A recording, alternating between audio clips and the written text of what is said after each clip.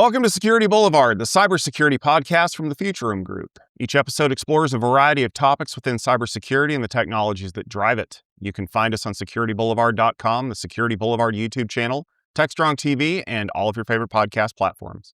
Before we jump into this week's episode, let's meet today's panel. And I'm going to start with our friend, Alan. Alan, it's good to see you again. Tom, great to see you. We are I'm happy to be here today. It's a little cold down in Florida. The iguanas are dropping out of the trees. But happy to be on Security Boulevard today. I love that is the measure of how cold it is in Florida, is things are falling out of trees. Yes. Another place that it's generally pretty cold is in Canada, and that means that we're joined by our friend Fernando. Fernando, it's good to see you. Thank you. I was squinting about it's cold in Florida. I appreciate it. I totally do. I'm originally from Brazil, and I understand how in a warmer climate, sometimes what might be considered cold for them is not necessarily cold for places that are more used to cold. Anyway, sorry. Fernando Montenegro, I lead security research with Futurum, and it's such a joy to be with you guys again. So even if I am a little bit cold, we had to deal with about a foot of snow or so a couple of days ago, and snowblower broke actually. So yay, fun. I'm Tom Hollingsworth. I'm the event lead for security at Tech Field Day, and I'm happy to be here as well, even if I am a little bit chilly. But the good news is that today's topic is rather hot. So let's jump in, because you may have seen news in the last week or so that Jen Easterly has been appointed as the CEO of the RSA Conference. This is really interesting because she was formerly a part of CISA, the government cybersecurity organization. She is a very well-known person in the security space. She's provided a lot of leadership over the years. She's a graduate of West Point. She spent 20 years in the Army. She's held some very senior roles there, and then she transitioned into a post where she was advising the U.S. government on cybersecurity matters. She left that post, and she was going to take a post at West Point that disappeared. I guess we'll put it that way. But now RSAC has decided that she should be the person to kind of lead the way that conference is going. And I'm going to kick this one off with Alan, because Alan, you wrote a really good article over on securityboulevard.com talking about this and giving some of your thoughts about why you think this is a good thing for RSAC. Absolutely.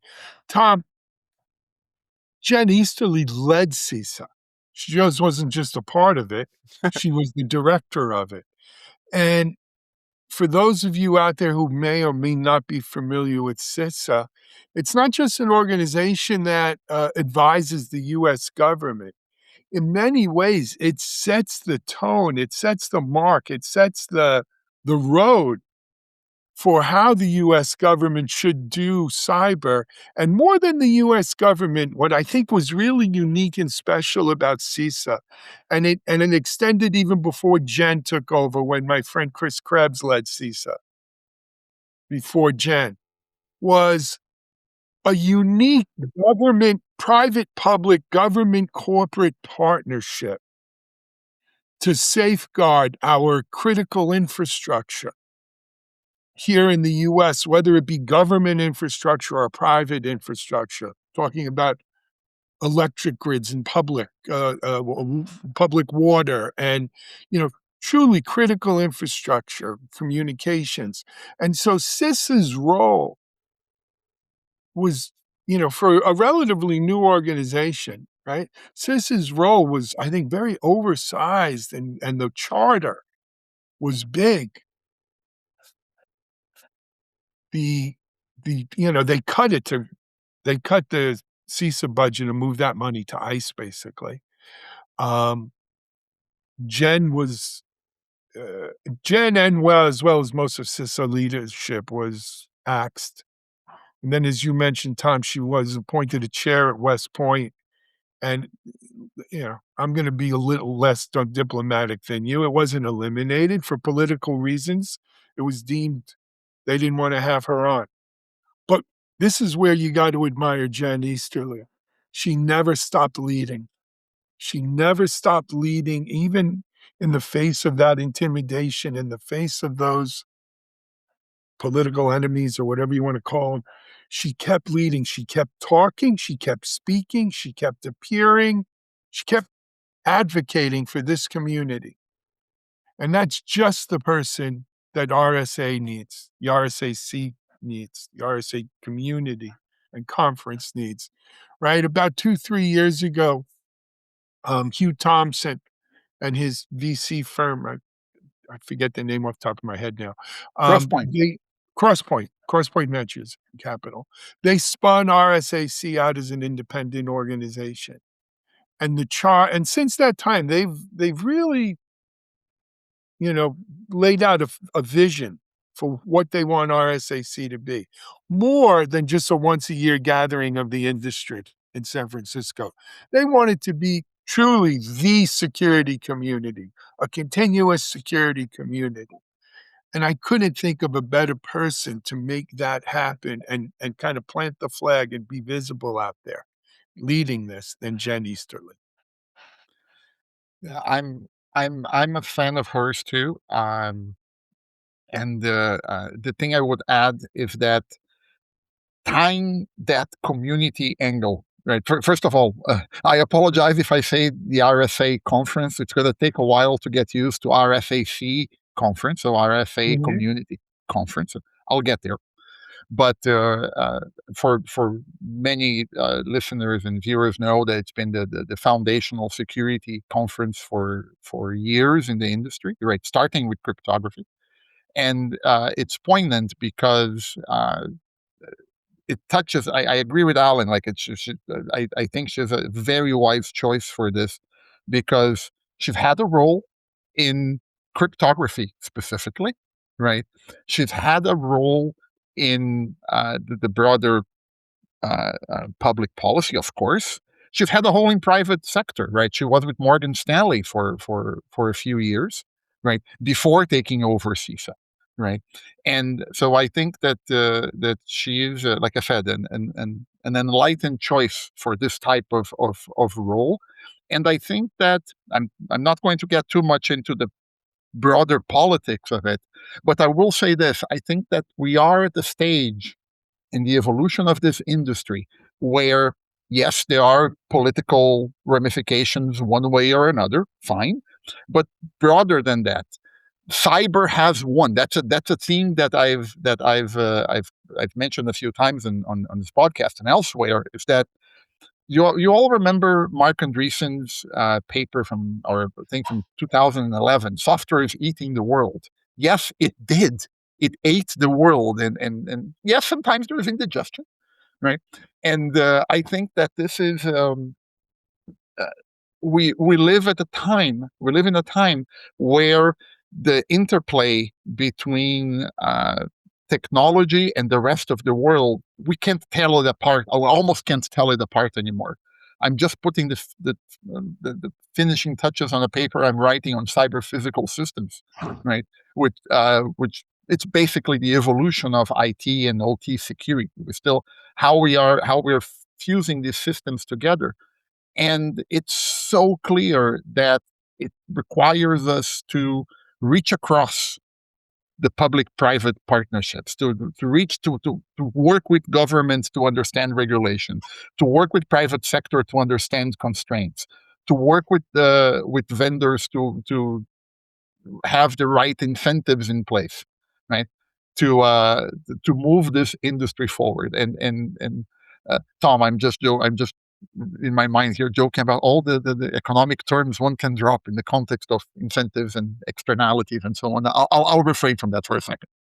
Uh, the thing to me, though, it kind of going to what you guys have said, is there is a huge value in having an organization like CISA around to kind of take that burden off of the government. Because let's be fair, everyone knows that the government moves at the pace of a stunned snail in molasses on the best of days.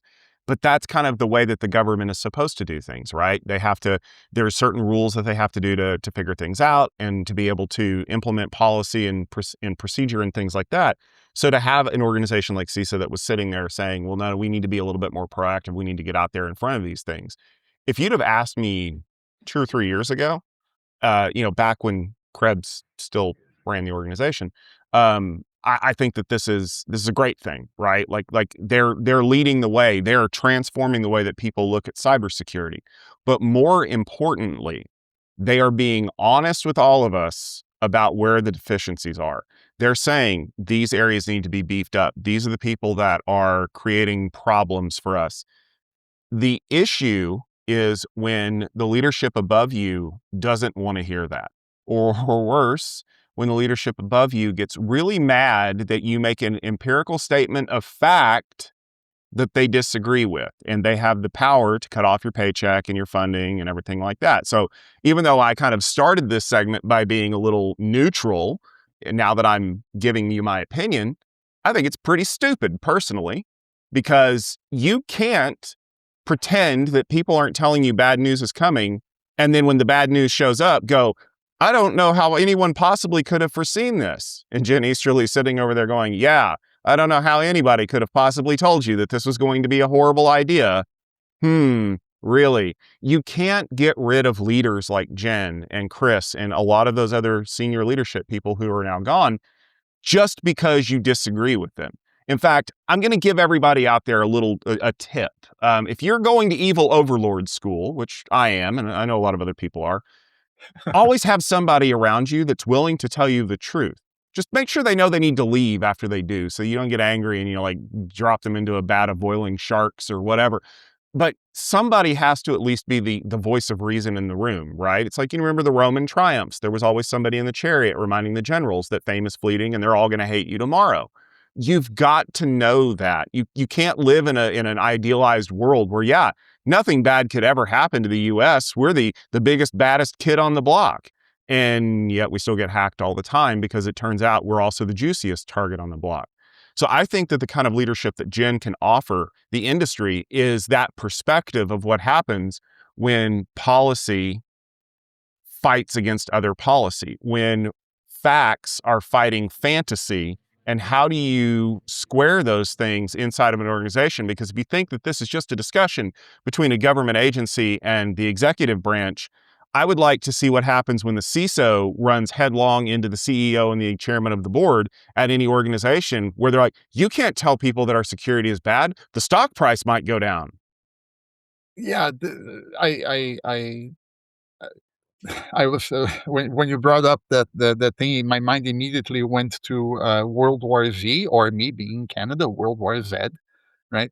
The zombie movie, and I remember that I mentioned this because in the context of what they call the 10th man rule, right? So the idea that somebody has to think outside the box, right? And to a large extent, um, I see CISA in the United States, other agencies in other countries. I'm speaking from Canada here, right? There is this, and this is why I go back to why I think her assignment, or her position in the RSAC organization is so interesting. It's because from an economics perspective, right? How to solve an externality, or how to solve a problem where the consumer themselves are limited in what they can do, right? Is that you solve it further upstream as much as possible, right? So what CISA and other agencies do in terms of helping with guidance for resource-strapped organizations is so interesting. The CISA CAVs, the known and exploited vulnerabilities, for example, right? Um, I'm also reminded of Wendy Nater's concept of the cybersecurity poverty line, right? In that, how do we help organizations get better? How do we, when they don't have the resources to do as much? So I think that this is a role that Alan, to your point, if the RSAC organization is more of a year-round thing, it helps with this kind of broader message year-round, right? So yes, I think that I'm navigating the politics carefully here, because we do have audiences on both sides. I have an opinion too, that I think that I would like to see more collaboration, not less. But But sorry, I lost my train of thought here. I think that there's a lot of positives in this assignment. Yep. So I've got a few thoughts here, Tom and Fernando, on what you both said. First of all, in regard to the role of CISA within the government, I think it speaks volumes that the fact of the matter is the last two directors of CISA, as I mentioned before, and Tom, you mentioned Chris Krebs. Chris was fired in 2020 for saying that the election was not fixed or a fraud. And the president at the time fired him as a result. And as a matter of fact, same president has directed the Department of Justice to investigate Chris, whether you want to call it retribution or whatever, but to continue harassing him. Jen Easterly and CISA were fired because she was a Biden administration. Primarily, they purged the Biden administration to put loyalists in there. At the same time, they degraded the budget and scope of the agency. That's that. You can't look backwards. You can only hope that as we go forward, the necessity of CISA-like organizations win the day, and we do put priorities in place there with that. In terms of RSA, as Fernando, you pointed out today, it seems the U.S. government is still on their retribution kick with this and has now directed, and I don't know if this is true or not, we just saw a report on LinkedIn, has directed U.S. agencies to pull out of the RSA conference. Who loses? Well, at some level, we all lose because we should have one community, which is kind of the message behind RSAC. But ultimately, I think the federal agencies lose a lot more than the rest of us because if they isolate themselves, if they go to a pre-CISA thing of being up on an ivory tower without integrating into the community, without understanding, learning, cross-pollinating ideas, theories, technology, no government is an island today. No nation is an island today. No person is an island today, right? Today, more than ever, we need a strong cyber community. We need a strong public-private partnership. It's sad that it has to come to this. It's sad. However, I know Hugh, I know Linda Gray Martin, I know Britta Glade, I know the people behind RSA. They're not stupid people. They didn't go into this with blinders on or blinkers on, not realizing this may be a potential repercussion. But I think they're in it for the long game. This too shall pass. And that's my take on it. Well said. Let's move on to some happier news. And by Okay. happier, I mean some people are getting paid.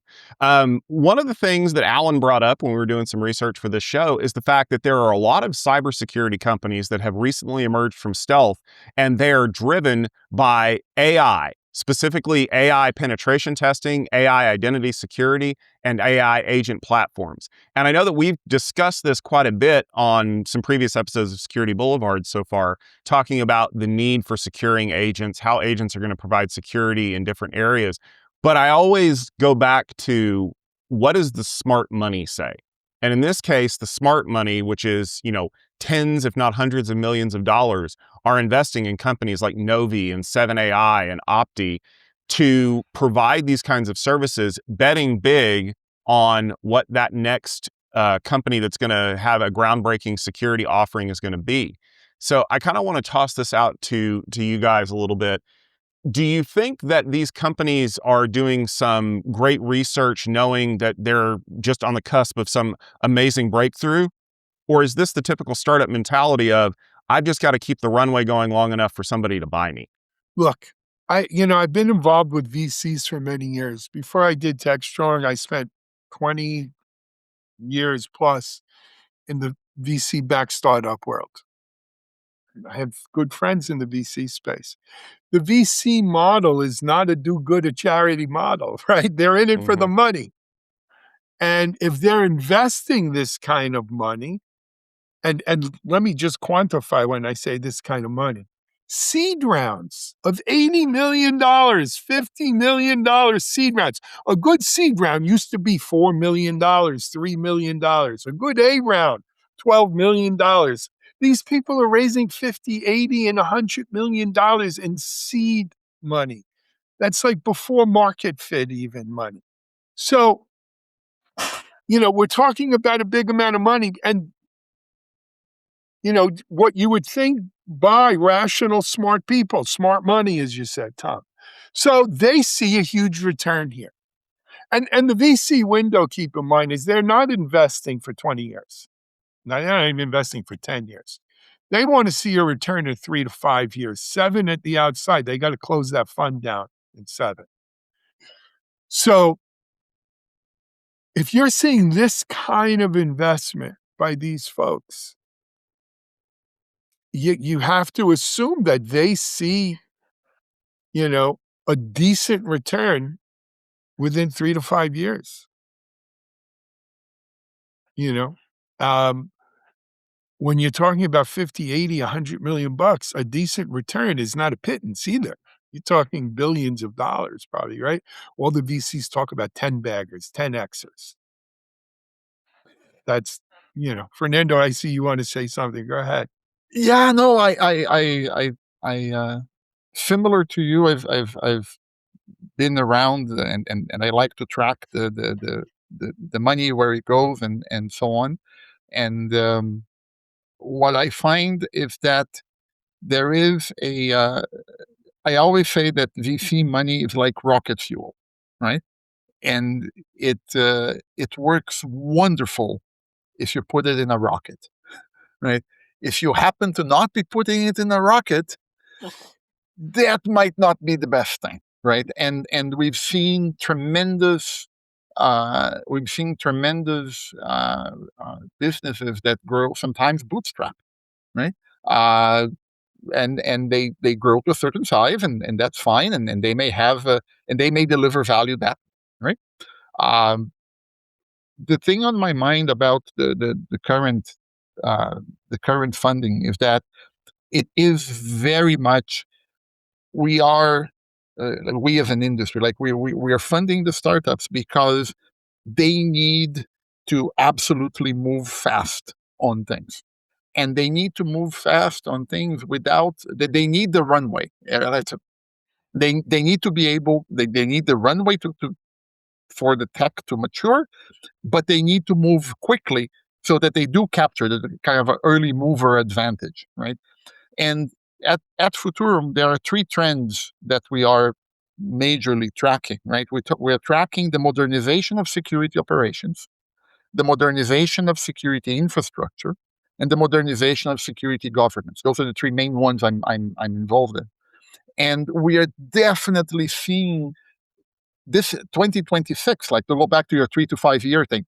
2026 is one of the things we're calling now is we are definitely expecting that this is the year where we start seeing that rubber meets the road reality of agentic security, agentic workflows in security operations, right? So can I get my AI SOC off the ground doing meaningful work for me in a correct fashion, right? So this is very much the time to be putting money into these type of startups. And I'm navigating carefully because like we don't do vendor endorsements, right? So I'm observing observing the space. I know the 7AI folks and some of the others, right? So this is very much a time to be doing that. And identity is another one, right? We saw Palo Alto dropped $25 billion for CyberArk. The deal should close in the near future, right? We saw a massive funding round for Savient back in December. I think it was 700 million, I believe. So identity is very much the second element that I'm, like I said, I'm working on a paper on cyber physical systems, and one of the things that pops up is just managing the explosion on identity. We're past the human scale, like as we like to call it, for managing these things. So this is very much a time for this funding. I think that thematically, sorry, I'm long-winded comment, but thematically, I think that these are very interesting areas to invest in. Well, I'll reserve judgment on the vendors themselves, right? But it is very much a time to do this. But Alan, you raise a phenomenal point, which is this is not being done for charity, right? And this is being done to position these organizations to be successful. What my message to security practitioners and executives is that you have to understand the pricing dynamics that play on here. Like, are you going to switch from a ingest based pricing for events to your SIM, right? To an incident based pricing for your AI SOC. Oh, look, if I handle an incident, it costs X much, right? So my advice to practitioners is stay on top of these trends, right? These vendors and others, but understand how incentives are aligned and how the pricing is going to change moving forward, right? Let me Yeah. caveat to that, Fernando, and I Sure. realize we're low on time. I'll try to move it along. Don't assume as a security practitioner that the company that raised the most money is the best solution, right? This VCs don't operate like they're at a racetrack and you bet on horse number 7 and I bet on horse 3 and let the best horse win. The best horse doesn't always win. As a matter of fact, there's a school of thought in the VC that if I give my investing company, my company that I invested in, so much more resources than the next guys have, right? They will have more money to make more noise and do more marketing and more sales, even if their product is mediocre at best, right? Because they have more money, they're going to win. And winning here means the biggest liquidity event, the biggest return on my investment. And so sometimes you look and say, well, this company company A raised more money than company B. Company A must be more valuable. Company A must have better technology. No, if that was the truth, we'd all still be on OS2 War, right? Or whatever the latest OS2 is. There's a rhyme and a madness to VC investing that sometimes gets lost.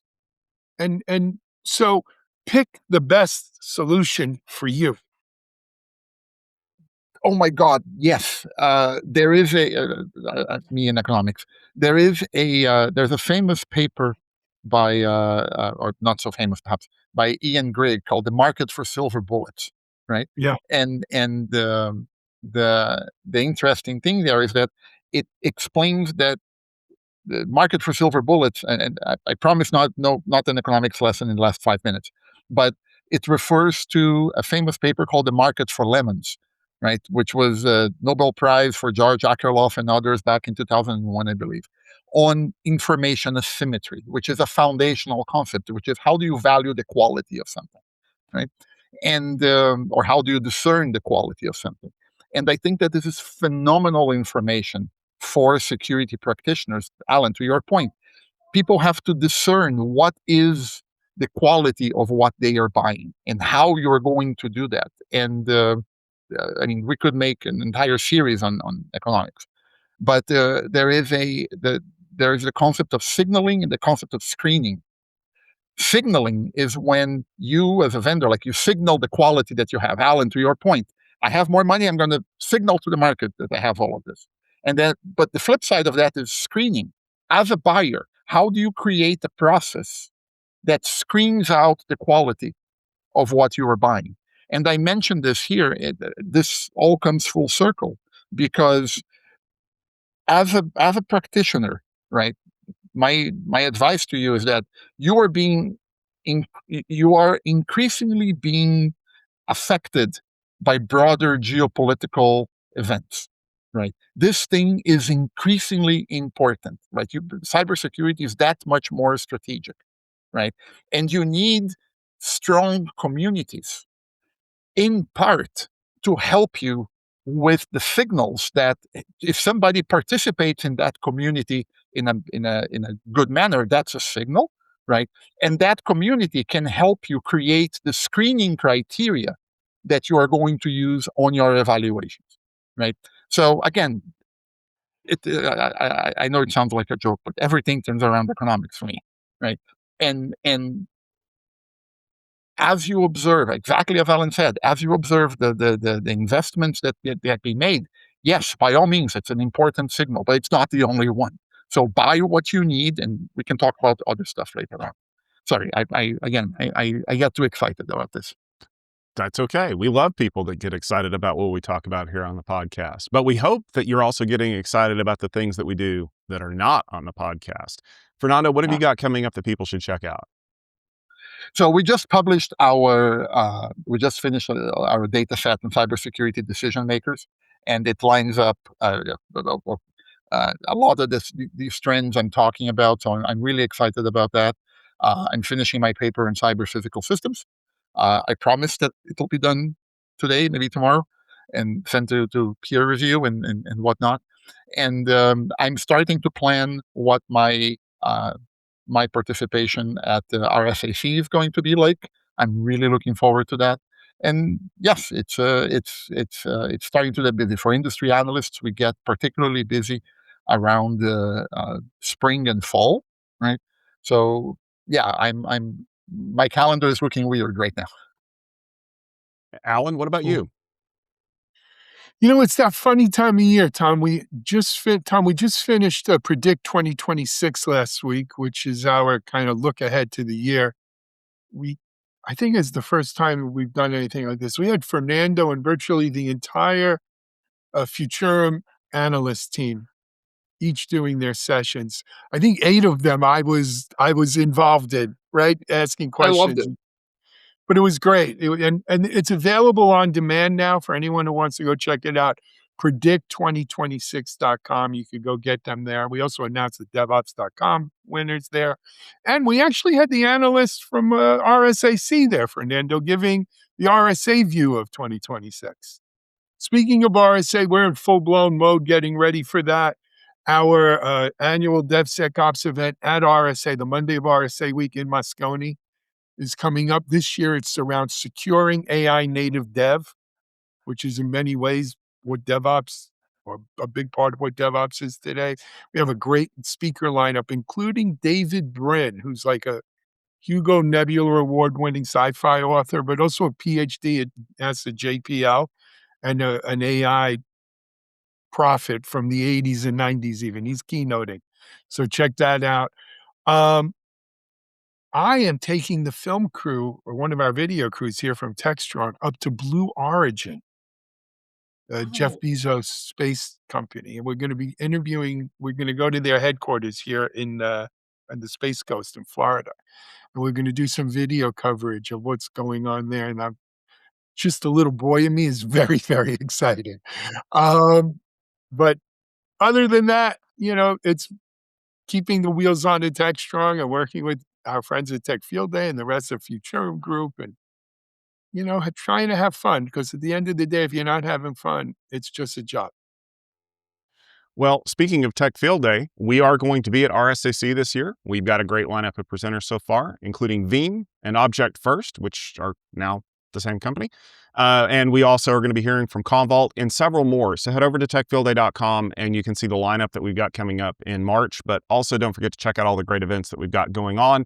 AI Infrastructure Field Day, AI Field Day, Security Field Day, Networking Field Day. We've got a lot coming up. You can check out our calendar there.